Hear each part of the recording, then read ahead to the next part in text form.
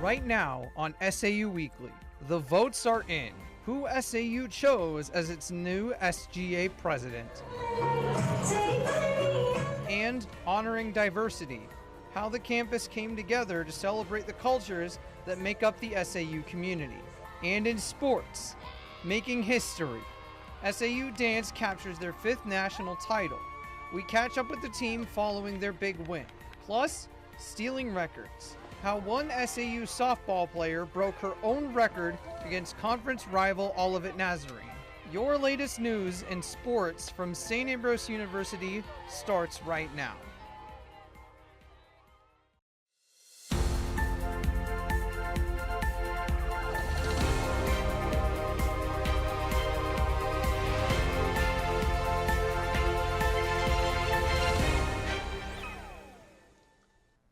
Welcome to this edition of SAU Weekly, your source for the latest news and sports from St. Ambrose University. I'm Camden Connor. And I'm Jess Vargas. Voting for a new Student Government Association president and vice president took place this week. And last night, a familiar face to SGA claimed the victory. Sophomore and current SGA treasurer Taylor Snook was named president alongside his vice president Mallory Zeman.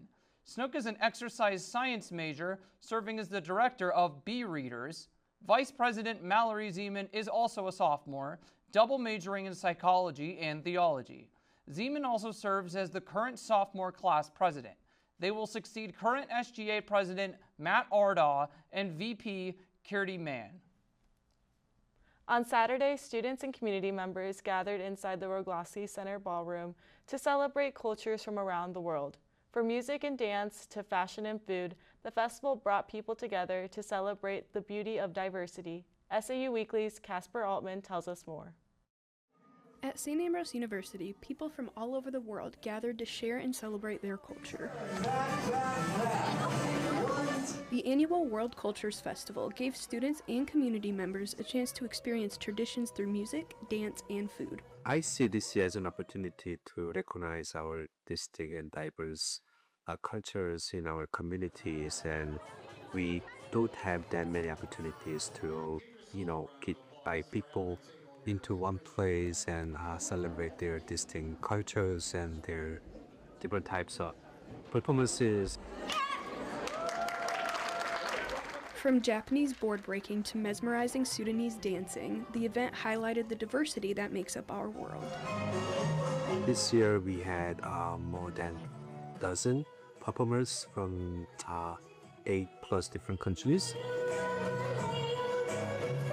It was more than a celebration. It was an opportunity to connect and learn from one another. I wanted to provide these opportunities so that we can have an opportunities to kind of get together and mingle. With SAU Weekly, I'm Casper Altman.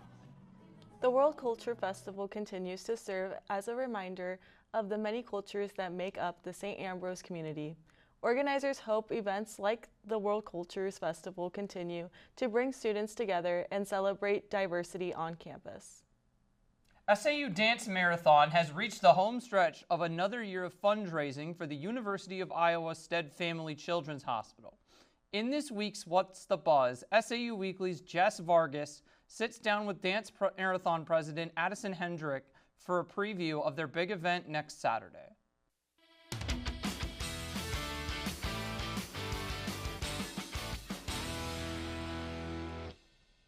Thanks, guys. Joining me now is President of SAU Dance Marathon, Addie Hendricks. Thanks for being here, Addie. Yeah, thank you for having me. Of course. So you guys are nearing the end of another year of fundraising. How much are you looking forward to the big event this year? We are super excited for the big event. It's the event that everyone always talks about, coming to a close.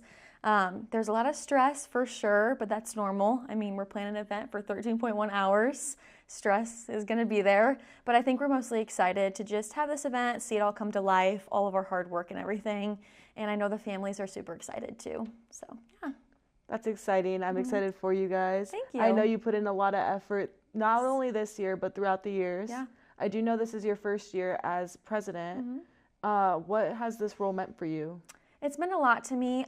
It's been great just stepping into this new leadership role. definitely a little nerve-wracking at first. Taking on something that big. I feel like a lot of people look up to me and they expect a lot from me, and I just don't want to disappoint anybody. But I get a lot of positive feedback, not just from the directors, but from our families, our advisor, which is super great too. So just very amazing to see all this work come together, and I love that I can get to do this and do it for a good cause and stuff, but I am ready just to see it all come to life, you know, and know that I can hard only work. imagine. Yeah. Yeah. So can we expect anything different at this year's big event? Something different that we are doing this year is there is a main theme. So we always have kind of just like a generic theme, like last year was Every Miracle Begins Small, to tie in with like our theme of like supporting the NICU. But this year we're doing more of like an overarching theme. So it's a flight theme. So it's Every Journey Fuels a Miracle, and it's like an airport. So when you walk in the ballroom, it's going to be like that airport feel, and the kids are going to get like a boarding pass.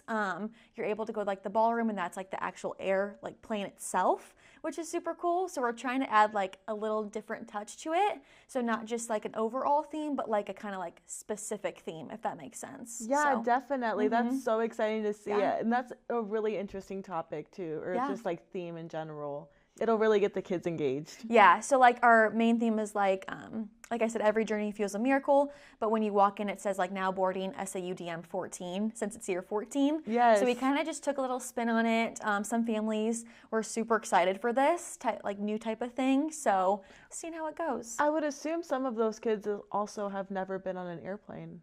Yeah, some of them haven't, so I think they're excited for that, and different things throughout the day is going to be like a different like passport stamp. So like if you do like Zumba, you might get like a stamp that says like New York or something to like match like a state or like somewhere you traveled to incorporate like the actual feeling of like getting your passport stamped. And like a destination too, which is super fun. That's so exciting. So what was your fundraising goal this year? So this year we chose flexible funding, so a little different from the NICU that we did last year, but really the hospital was like, we just need, or the University of Iowa Children's Hospital, if people don't know which hospital we go through, but they just need more funding for all different areas of the hospital, not just specific ones. Like they still need funding for like the NICU, they need funding for the library, food for families to help them pay, because they try to help families pay for food while they're at the hospital with their kid, for the nurses themselves. So they just really need a lot of money for many different areas of the hospital, so that's why we chose flexible funding, so that way not all the money goes to just one department, it can go to all these different departments and help the hospital as a full. Yeah, that's beautiful. I'm so glad you guys picked that this year, because I definitely think like just having their kids be in the hospital for God knows how long, and like having to pay for every meal while they're up there, I know that adds up on top of medical expenses. Yes, for sure. And I think it was just a good fundraising topic to use this year, or like theme, I guess, because a lot of people can relate to it more, knowing it goes not just to one specific thing, but like maybe I can relate to knowing a nurse and knowing that could go to a nurse, or having someone that's in the NICU, or knowing a family that needs help with the food. Like it can just go to many different areas, not just one. All right, so at this point of the school year, can students still get involved? Is there any other roles that still need filled? Yeah, so students can still get involved if they would like. They could sign up on Donor Drive. They can reach out to me at saudm.president@gmail.com, or they can go to our website as well. They can register and be a dancer, or if they just want to come see what it's about, the Rogowski Center will be open all day on Saturday, April 18th from 11 a.m. till midnight. They can stop by, see what it looks like decorated. They can come to the ballroom, see what kind of we do. If they want a t-shirt or anything, then they do need to register and pay that fee to get a t-shirt. And then if they'd like to volunteer, they can also come on the day of, show up and find me, and then be able to volunteer. We'll get them a shirt. They can help out with like food. They can help out upstairs. They can help out with check-in. So we have many different roles if they'd like to come, but mostly for students, I say, just come check it out, see what it's about. I think some people don't know exactly what big event entails the first time, but when you see Rogo decorated out and like all that we do, sometimes it sparks some interest. So yeah. Yeah, last year I worked the big event with KALA, who's unfortunately not working it this year, but it was definitely a great experience to just be there and witness the lives that are being changed like firsthand. Yeah, it's great. And you can hear the family stories too, which I think helps some people be like, oh wow, like this is how they connect with these families. And yeah, that helps too. We're not just fundraising, we also really want to touch these families' lives, and that's what Big Event is all about, is giving them kind of a safe space to come and kind of forget about everything else. Thanks again for being here, Addie, and good luck at this year's Big Event. Thank you, we appreciate it.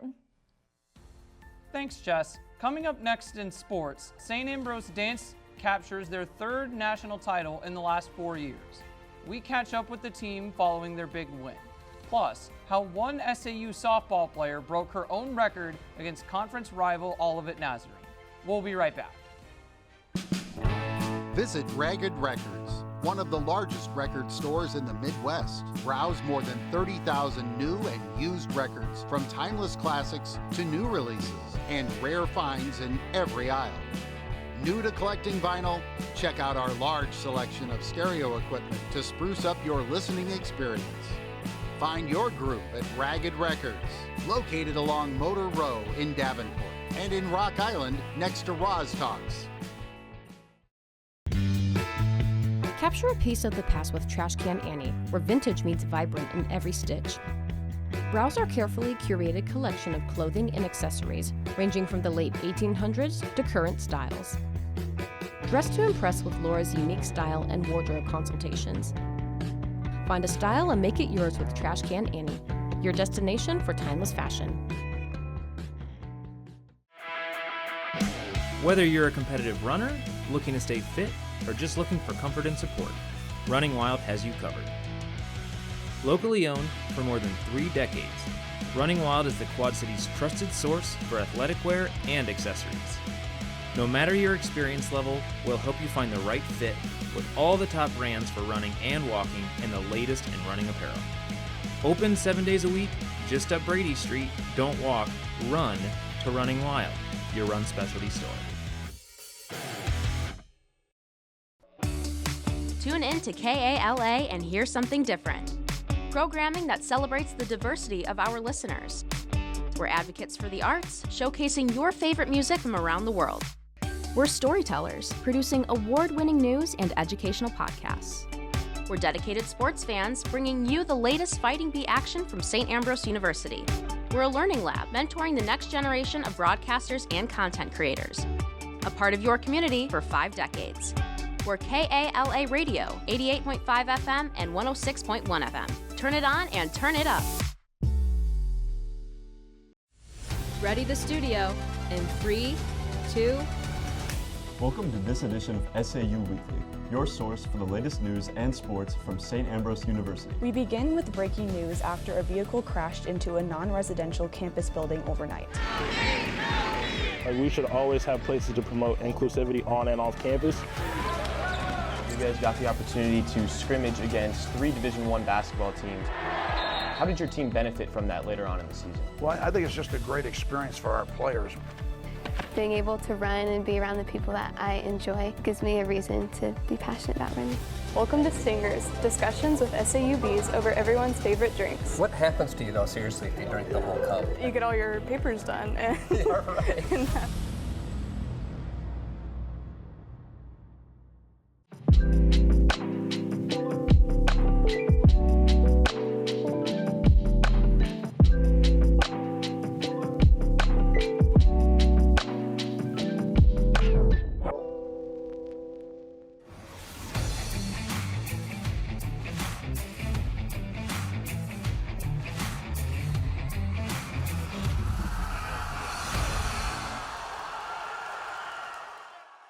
The dance and cheer teams have become 2 of the most dominant athletic programs here at St. Ambrose.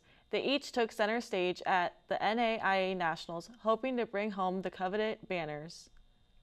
After falling short only a year ago, the dance team put up a nearly flawless performance to mount their comeback. SAU finished at 93.37 to just edge Midland and bring home a national title. This is the 3rd national title in 4 years for the Fighting Bees. The dance team featured 10 All-Americans, including Sydney Offerman, who was named the NAIA Dancer of the Year. It felt really validating, and I think the team, I have a lot of veterans this season, so the team was just ready to rock and roll and go back out there and take the crown back. and we did just that. So we were just so blessed and honored to be able to come back out on top this season. I really think this win meant that much more because we came up just short last year, and it was really devastating for a lot of us. So I know the seniors this year, we really came in and we wanted to change things up a little bit and really just push the NAIA forward, push dance forward.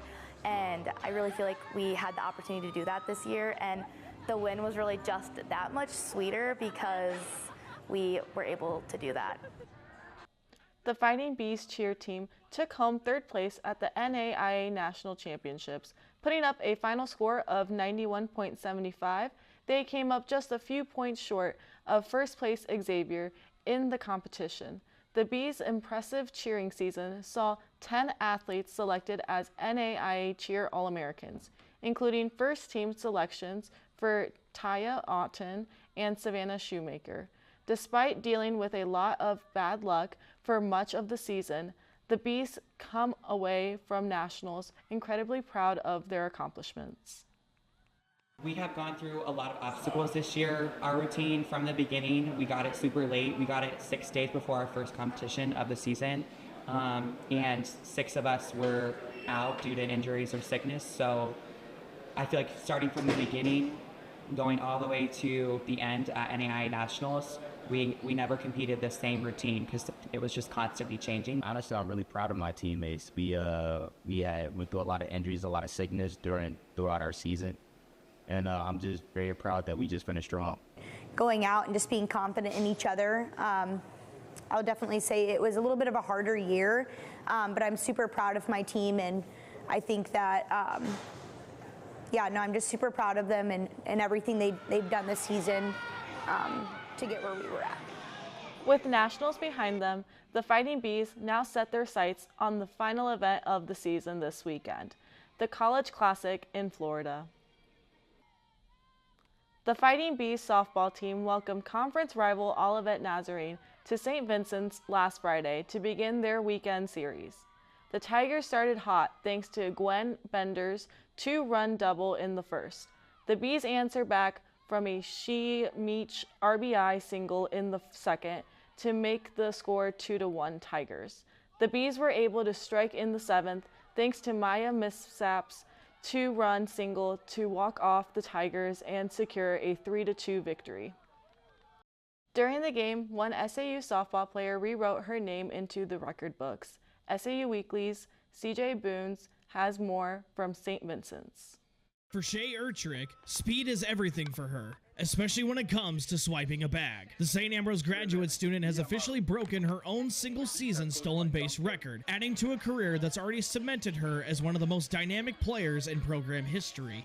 I think my eyes are on the prize a little bit higher this time. I'm going for that NAIA Golden Shoe record, so that's a huge thing. So kind of just going through the motions right now. It kind of feels a little bit different, but every day I'm proud of myself no matter where I stand. Urtrick previously set the mark at 51 stolen bases in a season, now setting the bar higher for the next Fighting Bee who wants the spot on top. From the leadoff spot, her ability to get on base and turn it into a scoring opportunity is a big part of the Fighting Bees offense. So being able to hold the small ball game on this whole team is huge. I know we're a big power hitting team, and so being able to hold the small ball aspect and being able to still play that is huge on the team. And with each swipe of the bag,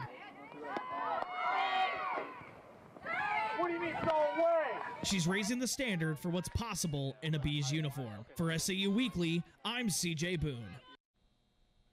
Thanks, CJ. St. Ambrose's men's volleyball team is having one of their best seasons in program history and closing out the regular season hosting Olivet Nazarene. The Bees recognize 7 seniors who have led the way all season. Early on, Cameron Johnston sets Will Byers with the dunk over Tigers win the first set 25-22. Cam Dixon with the killer ace to Tigers. Bees win second set 25-12. In the third set, Byers to Cade Alms gets blocked by John Gutch. Bees winning 7-6. Tyler Van Lett to Byers to Ooms with the corner kill. Tigers win third set 28-26. In the fourth, Anthony Anderson to Ethan Carbon sets to Pedro Zing with the kill. Bees winning a close fourth set 25-23. Nick Van Rott bumps to Byers, who sets to Austin Love for the kill. Tigers win the final set 15-13. Bees will host the first round of the CCAC tournament next Tuesday.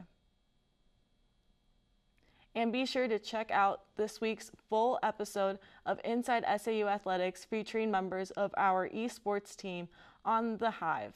That'll do it for Inside SAU Athletics. I'm Jess Vargas. And that's all we have for you on this edition of SAU Weekly. We'll be back next week with the latest news in sports from St. Ambrose University. Remember to check out the SAU TV Facebook and Instagram pages for our newscasts, top stories, and more. You can also find them on The Hive at sauthehive.com. Thanks for watching.